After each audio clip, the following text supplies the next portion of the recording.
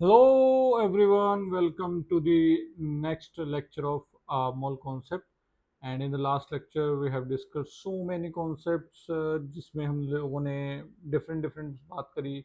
हम लोगों ने बात करी वहाँ पर एवरेज एटॉमिक मास की भी, हमने एटॉमिसिटी को लेकर भी बात करी, इम्पेरिकल फार्मूला, मोलिकुलर फार्मूला, इन सब को लेकर भी बात करी। ठीक है, नाउ नेक्स्ट अब हम आगे चलते हैं एंड बात करते हैं law of chemical combinations.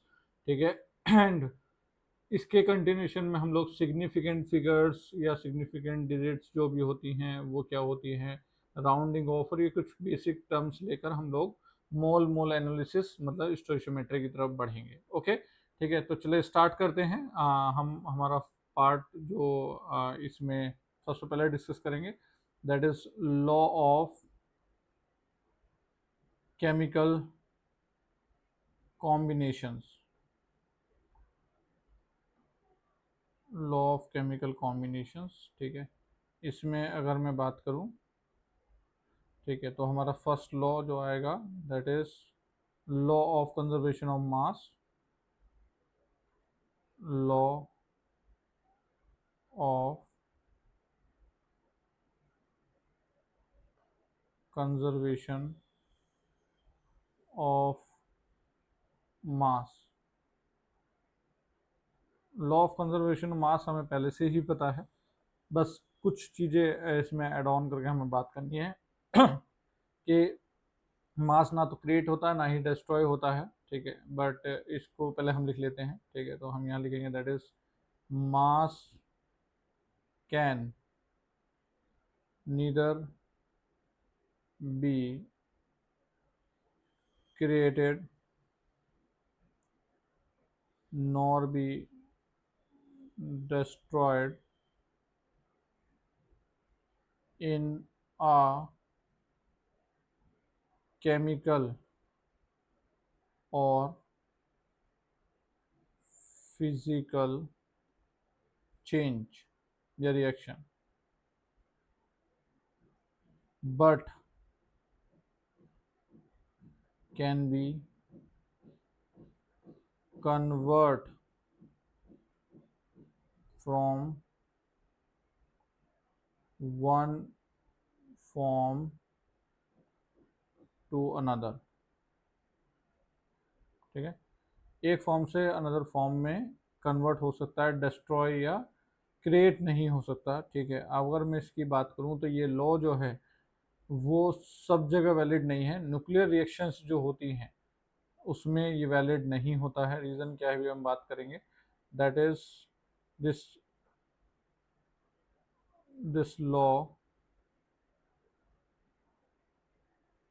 Is not followed. This law is not followed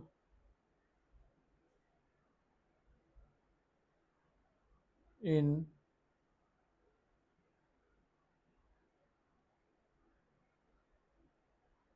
nuclear reactions. Basically होता क्या है, न्यूक्लियर रिएक्शन में मास जो है वो कन्वर्ट होता है एनर्जी में। तो अगर हम बात करें न्यूक्लियर रिएक्शन में तो हम बोलेंगे मास एनर्जी कंजर्वेशन होता है। ठीक है, मास प्लस एनर्जी का कंजर्वेशन बेसिकली रहता है। Mass is converting into energy. ठीक है, तो ये हम बोल सकते हैं for the nuclear reactions. Okay, now अब एग्जांपल के तौर पर अगर मैं बात करूं, हमने बेसिक मोल का आइडिया के हिसाब से अगर हम लोग एग्जांपल लें, ठीक है, तो मैं बोलता हूं अगर मान लो CaCO3 है। ठीक है, वो टूट कर क्या बन रहा है, CaO प्लस CO2 फॉर्म हो रहा है। ठीक है, तो अगर इसका एक मोल की बात करूं तो अगर मान लो इस 100 ग्राम है ये, ठीक है, तो ये कितना होगा, ये 56 ग्राम होगा और ये हमारा 44 ग्राम होगा। ठीक है, तो हम अगर राइट साइड में देखें तो हमारा यहाँ भी क्या है, 100 ग्राम है और लेफ्ट में भी क्या है, 100 ग्राम है। ठीक है, अच्छा इसको मैं ये बोल सकता हूँ कि ये जो सिचुएशन है ये कब है, जब 100% कन्वर्जन ले रहा हूँ मैं। मान लो कि अगर मैं ले रहा होता क्या क्या 50% कन्वर्जन अगर मैं ले रहा होता हूँ यहाँ पर, ठीक है, तो सिचुएशन क्या होती कि 50 ग्राम ये मिलकर, ठीक है, ये क्या बना रहा है 28 ग्राम, मतलब हाफ हाफ करना है। एंड ये क्या बन रहा है 22 ग्राम फॉर्म हो रहा है। तो यहाँ राइट में यहाँ ये कितना हो जाता है, ये भी 50 ग्राम रहता, लेफ्ट में भी 50 ग्राम था। क्लियर है? ओके। एक एग्जाम्पल ये हो गया। एक एग्जाम्पल अगर मैं और ले यहाँ पर, तो मैं ये बोलूँगा कि N2 plus 3H2 gives 2NH3 वाली रिएक्शन होती है। और यहाँ अगर मैं लेता हूँ इसका 28 ग्राम, ठीक है, और ये कितना है, हाइड्रोजन 2 मास होता है, तो 3 टाइम्स ये कितना है 6 ग्राम। और राइट में अमोनिया का एक 17 होता है, तो क्या हो जाएगा 34 ग्राम। तो अगर हम देखें लेफ्ट में ये कितना है, दैट इज इक्वल टू 34 ग्राम, और राइट में भी कितना है 34 ग्राम। क्लियर है? ठीक है, तो इस तरह से law of conservation of mass जो है वो रहता है। ठीक है, ऑल्दो हम लोगों ने ये बेसिक पढ़ भी चुके हैं, बचपन में भी पढ़ा है काफ़ी। ठीक है, बस एक रिवीजन के तौर पर ना। अगला एक लॉ की बात करूं तो मैं बोलूँगा लॉ ऑफ डेफिनेट प्रोपोर्शन या constant proportion. That is law of definite और constant proportion. Law of definite और कांस्टेंट प्रोपोर्शन। ठीक है, इसमें क्या सिचुएशन होती है कि जैसे वाटर की अगर मैं बात करूं, वाटर को मैं कहीं से भी लेकर आऊं, वो सी वाटर हो, रिवर वाटर हो, ओशियन वाटर हो, कुछ भी हो, उसमें हमेशा जो एटम्स हैं उसके बीच में जो मास का रेशो वो कहीं ना कहीं क्या है, हमारा फिक्स है, इर्रेस्पेक्टिव ऑफ द सोर्स के कहाँ से वो आया है एंड किस तरीके से उसे बनाया गया है। वो किस तरीके से, मतलब कौन कौन सी रिएक्शंस में, अलग अलग रिएक्शंस में वाटर फॉर्म होता है, तो कोई सी भी रिएक्शन से वाटर फॉर्म हो, सब जगह क्या होता है, एक जैसा ही होता है। ठीक है, तो इसको लिखेंगे हम लोग, दैट इज रेशो और प्रोपोर्शन। रेशो और proportion of components by weight remains same no matter no matter what is the source of, what is the source of component or method of preparation, method of preparation। ठीक है, तो कहने का मतलब मेरा, अगर water की बात करता हूँ मैं, ठीक है, तो वाटर बेसिकली क्या है, वाटर के अंदर अगर हम बात करें हाइड्रोजन इस टू ऑक्सीजन की बात करें, तो ये क्या है बेसिकली, यहाँ पर हाइड्रोजन कितना होता है 2 मास, और ये कितना होता है 16, तो ये कितना हो जाएगा, दैट इज 1:8 जो है हमारा, वो क्या हो जाएगा, रेशो हो जाएगा। वो रेशो सब में यही रेशो है, मतलब वो चाहे रिवर वाटर हो तब भी ये सिचुएशन है, ठीक है, मिनरल वाटर हो तब भी ये सिचुएशन है। ठीक है, क्लियर है? और हमारा रिवर वाटर हो गया, ओशियन वाटर हो या रेन वाटर हो, ठीक है, सबके अंदर क्या है, यही सिचुएशन है। तो ये हमारा कहलाता है लॉ ऑफ डेफिनेट प्रोपोर्शन और कांस्टेंट प्रोपोर्शन। क्लियर है? नाउ नेक्स्ट अगर मैं बात करूं, थर्ड लॉ की अगर हम लोग बात करें, तो वो होता है law of multiple proportion. That is law of multiple proportion. Law of multiple proportion ये क्या कहलाता है कि पहले तो इसको लैंग्वेज लिखते हैं हम लोग, और लैंग्वेज को ही हम डिफाइन करने की कोशिश करेंगे यहाँ।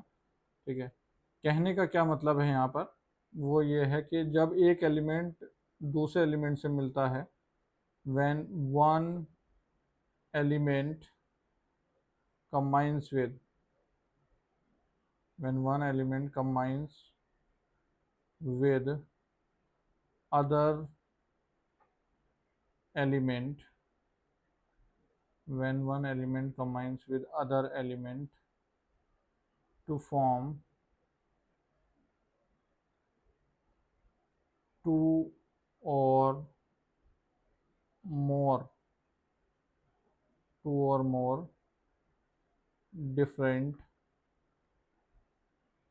element या two or more different compounds, two or more different compounds, then the mass of one element, अभी किसी बात करी जाती है एक एलिमेंट जो दूसरे से मास, उसके मास की बात करिए, mass of one element that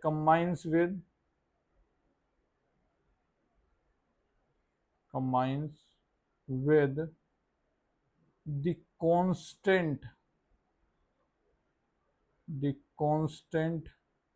mass of other in a simple ratio, in a simple ratio. समझा जाए, कहने का क्या मतलब है कि एक एलिमेंट का मास जो रिएक्ट कर रहा है, ठीक है, एक कांस्टेंट मास ऑफ, मतलब जो अदर एलिमेंट है उसका कांस्टेंट मास के साथ रिएक्ट कर रहा है, तो वो किस सेंस में रिएक्ट कर रहा है कि उसका मास जो है एक सिंपल रेशियो में रहेगा। ठीक है, जैसे एक एग्जांपल ले लेता हूँ मैं।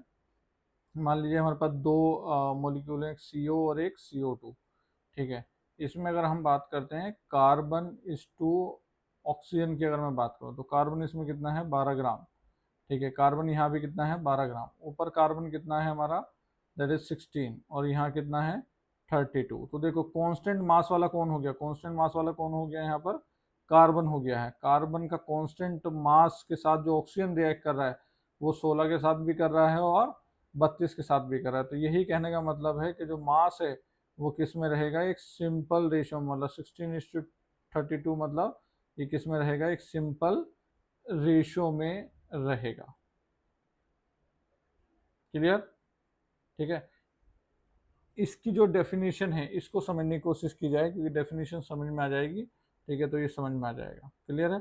यहाँ पर कार्बन का कांस्टेंट मास था, ऑक्सीजन रिएक्ट कर रहा था, और ऑक्सीजन किस सेंस में रिएक्ट कर रहा था, ताकि वो हमारा एक सिंपल रेशियो में रहे। ठीक है, इसका एक और एग्जाम्पल है यहाँ पर,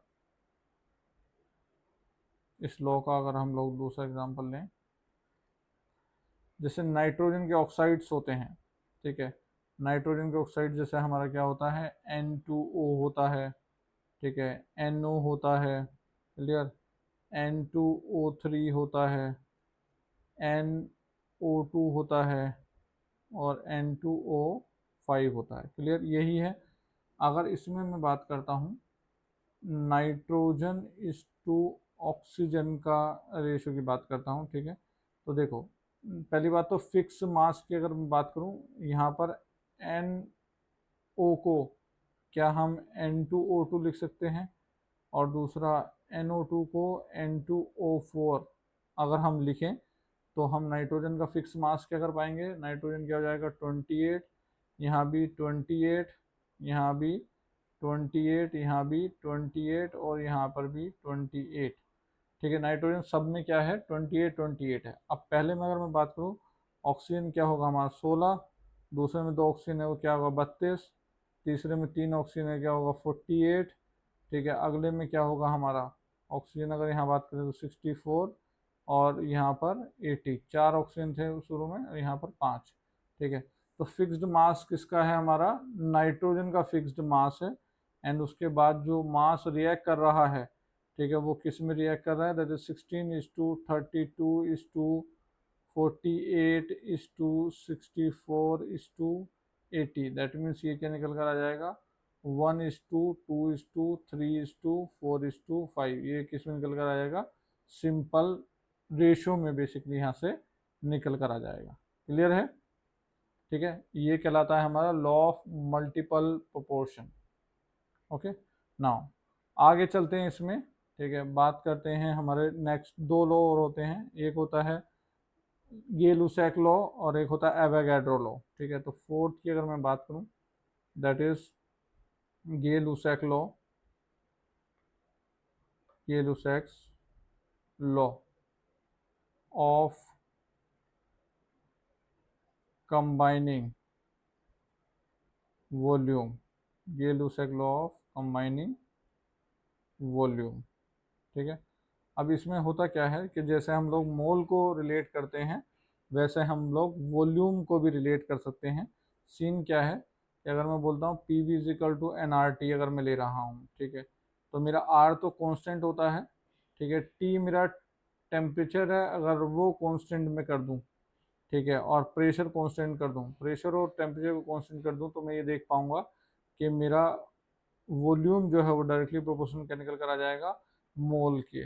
तो दैट मीन जैसे मोल को डील कर सकते हैं हम लोग, वैसे किसको डील कर सकते हैं, वॉल्यूम को भी डील कर सकते हैं, ठीक है। तो यहाँ अगर हम वर्ड्स में लिखें तो हम लिखेंगे गैस कंबाइन या गैसेस। अच्छा, ये सिर्फ गैस के लिए है, गे लेसर लो जो है वो किसके लिए है, गैस के लिए। तो gases combine in simple, gases combine in simple ratio of volume if measurement done at same pressure and temperature, same pressure and temperature। Clear? कैसे? अगर हम लोग यहाँ पर अगर मैं एग्जांपल लेता हूँ कि हमारे पास है N2 plus 3H2 gives 2NH3, ये सब क्या है, गैस है, ठीक है। अब इसमें मैं ये लिख सकता हूँ कि इसका एक वॉल्यूम जो है इसके 3 वॉल्यूम के साथ रिएक्ट करेगा, उसका क्या बनाएगा, 2 वॉल्यूम बनाएगा। कहने का मतलब क्या है कि इसका 1 ml क्या होगा, इसका 1 ml इसके 3 ml के साथ रिएक्ट करेगा, उसका क्या बनाएगा, 2 ml बनाएगा। ध्यान ये रहे कि ये जो ml है, वॉल्यूम है, वो किस पे, कांस्टेंट प्रेशर एंड टेम्परेचर पर है। अगर मान लो इसका 1 लीटर है तो इसका 3 लीटर के साथ रिएक्ट करेगा, उसका क्या बनाएगा, 2 लीटर फॉर्म करेगा। क्लियर है? तो वॉल्यूम के साथ ऐसे रिलेट हम लोग कर सकते हैं, ठीक है। डिफरेंट एग्जाम्पल अगर मैं इसमें लूँ, दूसरा एग्जाम्पल के तौर पर कि H2 plus Cl2 gives 2HCl, ठीक है। तो कहने का मतलब ये है कि इसका एक वॉल्यूम इसके 1 वॉल्यूम के साथ रिएक्ट करके इसका क्या बनाएगा, 2 वॉल्यूम बनाएगा। दैट मीन्स इसका 1 लीटर इसके 1 लीटर के साथ रिएक्ट करके क्या बनाएगा, 2 लीटर HCl बनाएगा। क्लियर? इसे हम क्या बोलते हैं, गे लुसेक्स लॉ। ओके, आगे चलें। नाउ लास्ट लॉ जो हमारा बचता है इसमें वो है Avogadro law. Avogadro's law, Avogadro law की अगर मैं बात करूं, ठीक है, तो हम इसमें बोलेंगे कि यहाँ भी सिचुएशन वही होती है कि वॉल्यूम को हम लोग मोल्स के साथ रिलेट कर लेते हैं। तो इसमें अगर हम लिखें तो इस तरह से लिखेंगे, that is equal volume of gases have equal volume of gases have number of equal number of moles और molecule। Equal volume of gases के पास क्या होता है, इक्वल नंबर ऑफ मॉलिक्यूल्स या मोल्स होते हैं, ठीक है। बट ये किस चीज़ पर है, at same pressure and temperature. Temperature और प्रेशर पर ये चीज़ क्या होती है, कांस्टेंट पर, तब हम बोल सकते हैं। मतलब वॉल्यूम यहाँ भी कहीं ना कहीं क्या है, that is directly proportional to n, वो तो हमने ऊपर भी बोल दिया था। क्लियर है? हमने यहाँ बोला है इक्वल नंबर ऑफ मोल्स या मॉलिक्यूल्स जो हैं वो रहेंगे, नंबर ऑफ एटम्स को लेकर यहाँ पर बात नहीं हो रही है, ताकि बाद में कोई कन्फ्यूजन ना क्रिएट हो। ठीक है, मैं यहाँ लिख देता हूँ कि एटम्स may और may not be same। Atom जो हैं वो सेम होना ज़रूरी नहीं है, हो भी सकते हैं। भी एग्जांपल लेके देख रहे हैं, ठीक है। जैसे मैं एक एग्जांपल देता हूँ यहाँ पर। एग्जांपल कुछ इस तरह से कि हमारे पास अमोनिया है NH3, ठीक है। हमारे पास H2 है,